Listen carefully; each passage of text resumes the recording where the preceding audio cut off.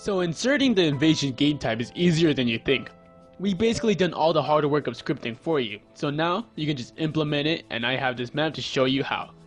The green area represents phase 1, yellow is phase 2, and red is phase 3. So the first step is to bookmark Fat Aussie Fat Boy's Incursion Prefab, which are these right here, and you'll select Incursion Toolkit.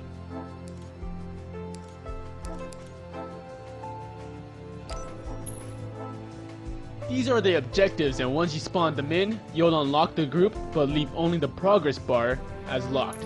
This will make sure it's easier to duplicate the items to various locations.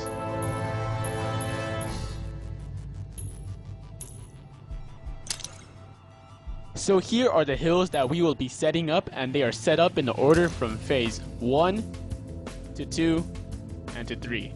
So before continuing, make sure that the map scripts are off, as this will make sure nothing despawns when setting up the objectives.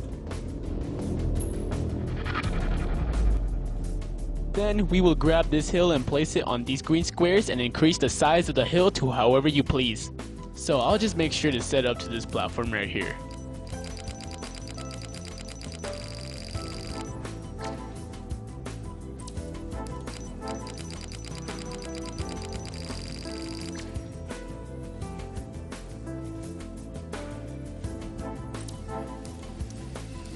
To show you something extra, you can also mess around with the sound it plays when a player is inside the hill by going to script 4 of the hill and going down to sound, which my preference is positive alternative.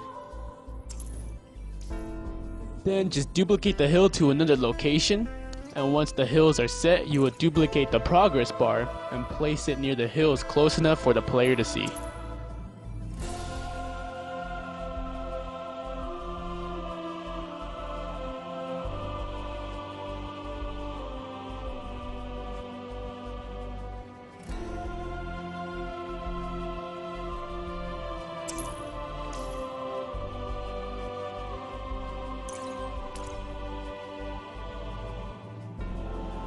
You'll want to do this same method with phase 2 since it's the same. So now that you got an idea of how to set it up, I will skip to implementing phase 3 objectives.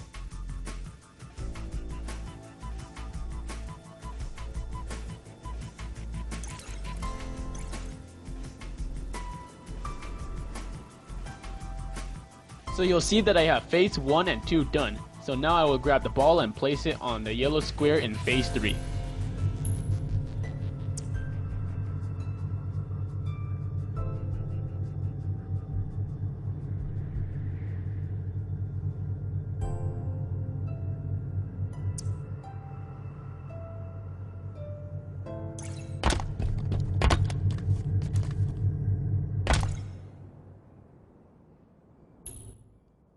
Next, I will grab the phase 3 hill and place it at the yellow square in the beginning because I want my players to travel a certain distance before delivering the core, and then put another progress bar near the hill once again.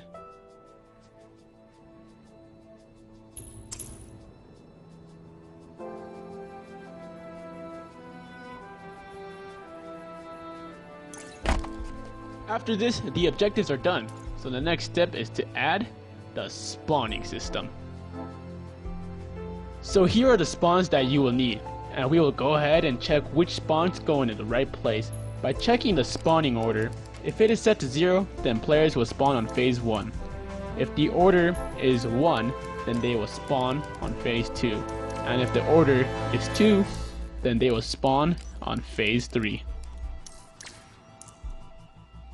So we will grab all of these and duplicate it once, and then set one to red team and the other to blue team. After we got this done, you will grab the spawn orders of 0 and place them however you like in the phase 1 area. The same method is used for phase 2 and 3, so I will go ahead and quickly go over that. So if the spawning orders are 1, then they go to phase 2, and the spawning order is 2, then they go to phase 3. Make sure to have enough spawn points for every player in the game, so 8 should be a minimum to both sides of the team. So the way the system works is if the hills are not captured during phase 1, then players will spawn at order 0. If they are captured, then players will begin to spawn at order 1. And if phase 2 objectives are captured, then they will begin to spawn in order 2.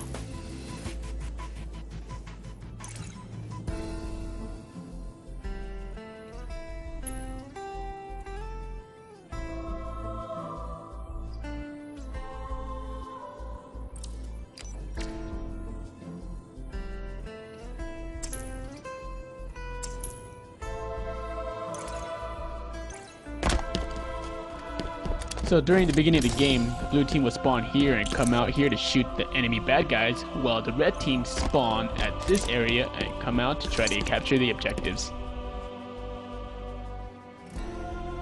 After that's done, I'll grab the spawn order 1 of red team and place it in phase 2, so once the objectives are captured, they will spawn at this place once again.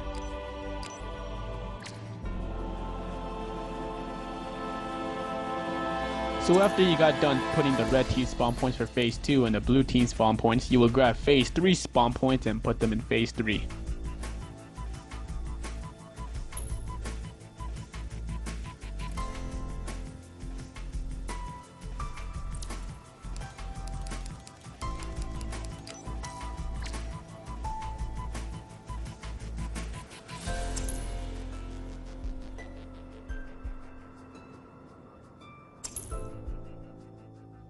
You'll also want to make sure that red team spawns further away from the objective than blue team, so this gives blue team a chance to defend their rightful territories before red team can get to them.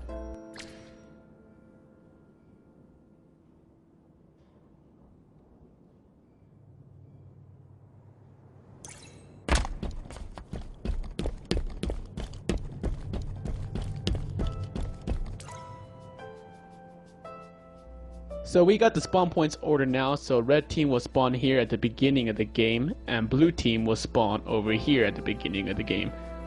Once we capture these 2 points, red team will now spawn at these areas, and blue team will spawn at this area. And once these 2 capture points are captured, then red team will spawn over here, while blue team will spawn at the other side.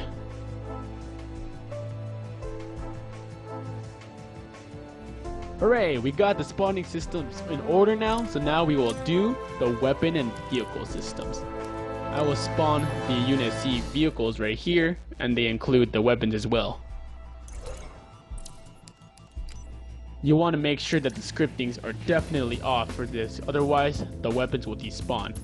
So the way this works is once I ungroup this, I will check the spawning orders of these. It works exactly the same way as the spawn points. So if the spawn order is at 2, they will spawn on phase 3. If the spawn order is at 1, they will spawn on phase 2. And if the spawn order is 0, then they will spawn at the beginning of the game.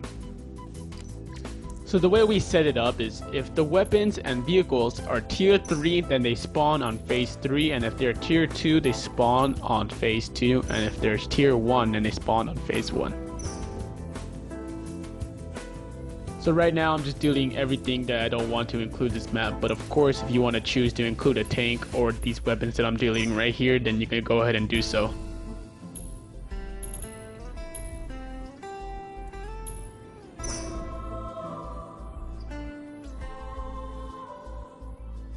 So here are the lucky weapons and vehicles that I will be including into this map. So you want to make sure and grab these and place them however you like. So these spawn at phase 2, so I will place them near the spawning orders of phase 2.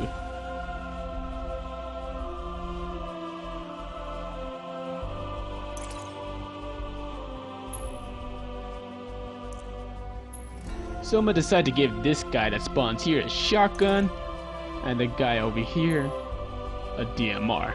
But of course you can duplicate these weapons, and I'll actually do that right now to give everyone a DMR. You don't have to worry either about blue team getting the DMRs and shotgun in the beginning, because they actually won't be there until the phase 1 objectives are captured. So now that I got that done, I will get this rocket launcher which spawns at phase 3, and I will put it near a lucky person that spawns on phase 3.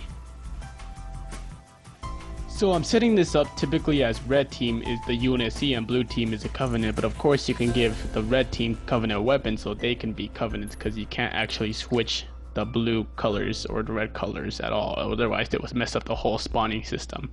After this I will just grab this Warthog which spawns at phase 2 and place it somewhere right over, actually not over here, but right here. Yep, there we go. It's important to know that the vehicles are set to fixed when you spawn them in, so you won't be able to drive them when you get in. So make sure to switch that to normal whenever you place any vehicle on your maps. After this I'll just place down the rest of the vehicles and make sure that they are at the proper position. So if you want to make sure that they are in their proper positions, then if their spawn order is 1, they spawn at phase 2. If their spawn order is 2, then they spawn at phase 3. So this wasp goes to phase 3, which I will place near a phase 3 spawn point. I will do that with the Covenant as well, and I will skip that part. So now that both teams have their weapons and vehicles, I will show you how to implement the shields. Fat Aussie doesn't have this bookmark, but I do, so you'll just have to go ahead and look for my bookmarks instead now, and you'll see that I have Recursion Shield. So once you place the shields down into your map, you'll want to place them at each location you don't want the red team to pass. So I'll go over here and place it right over here. And there you go. So red team cannot pass by, but the blue team on the other side can. So the way these shields work is, if the first objective is captured, then they will despawn, and if the second objective is captured, then the second shield will despawn. So I will show you how to set up the second shield. So just duplicate the first shield, and I'm going to place it now where the second phase is at. Then you'll want to go to script 1 constant and change that value to 2. This will tell the shield that once the second captured point is captured, then they will despawn.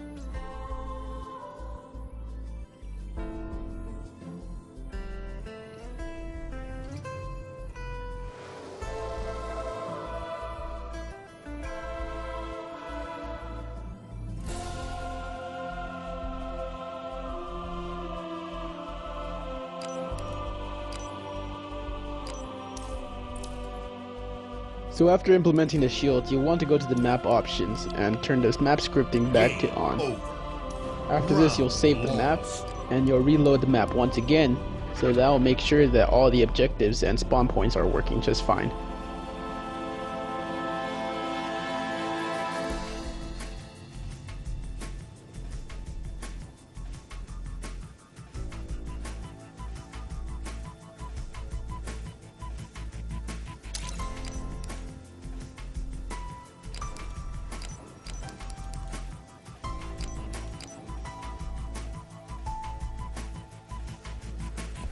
So now that we reloaded the map, I will show you how everything is working just fine.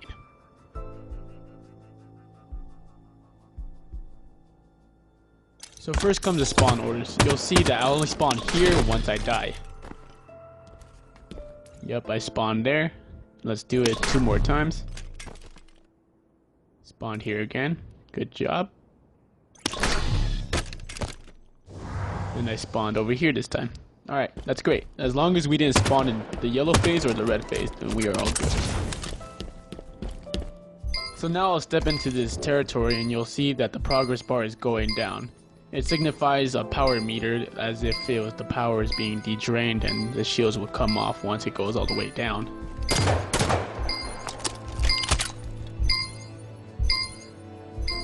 So you'll see now that the shields will despawn and the vehicles will spawn in. I will now proceed to kill myself to show you guys that I will now spawn in the second phase only. So let's do that one more time to see if we still spawn in the yellow phase. We got the grenade launcher now, so it worked, so we'll check it one more time.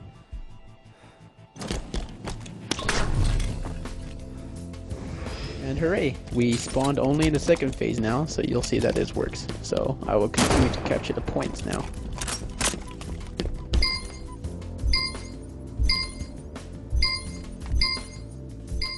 Once I capture these phases, you'll see that the wasp will spawn right there, and the shields will despawn as well. So now that I captured that point, I will now kill myself to show that I will spawn closer to the objective now. We spawn closer to the red phase. Do that one more time. And there we go, I spawned right next to the wasp.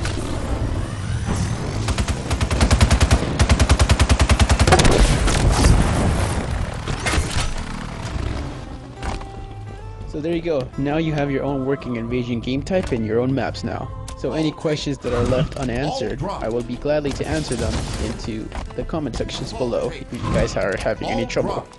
The prefabs will be in the descriptions below.